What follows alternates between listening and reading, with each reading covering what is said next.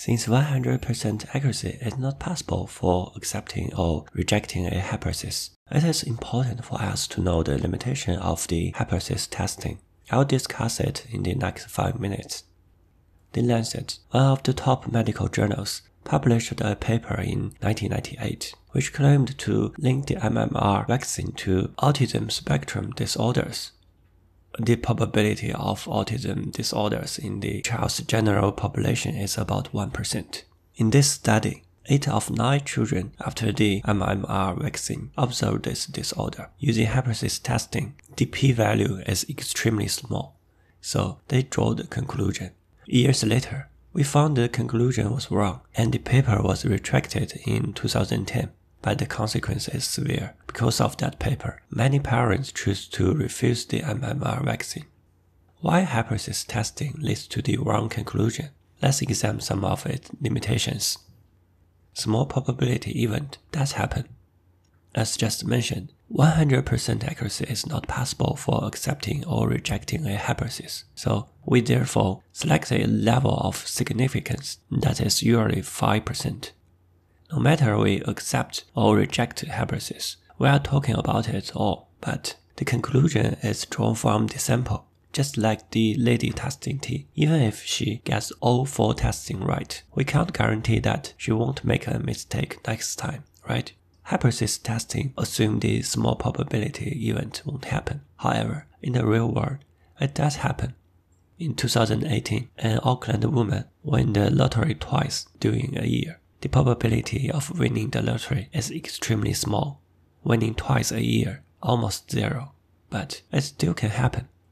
See, hypothesis testing wants to draw the whole picture from the sample. Overlooking the small probability event is inevitable. Using the tool of hypothesis testing, you have to keep it in mind and live with it. The systematic bias. As we know, p-value is critical of hypothesis testing and is determined by the sample we use. Choose a different sample and we will get a different p-value. Therefore, if you keep changing the sample, theoretically, you will eventually find a sample that has a p-value small enough to reject the hypothesis and get the conclusion you want. You probably know a story. A guy claimed that he can predict the market. Then he sends newsletters to 1,000 people. Half of the newsletter says stock will go up, half said it will go down. If this stock goes down, he sent 500 new newsletters to the people who got a correct prediction. Several rounds later, there's a handful of people who got all correct predictions from him, believe he really has this superpower. Because, based on the sample, no matter how the hypothesis testing carry out, they will have a very small p-value, and eventually lead to the conclusion this guy really can predict the market. So please take extra caution of the systematic bias before you accept the conclusion of the hypothesis testing. The significant level will change when dealing with different events. When screening tests a disease, we can't go too hard on the significance level, because the doctor's hypothesis is the patient does not have the disease. A too harsh significance level will make rejecting the hypothesis very hard, which will wrongly diagnose a lot of people who really have the disease. This is why you can find some tests that do not have a very high sensitivity still being used. To confirm the result, the patient will have to go through it again. However, when dealing with scientific theories, we will use another strategy to set the significant level.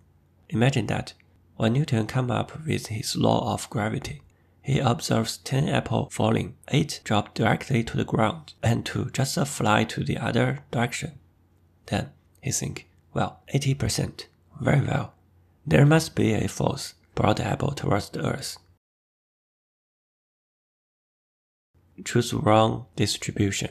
If the event does not follow the normal distribution, somehow you use the normal distribution to interpret it, of course you will get a wrong answer.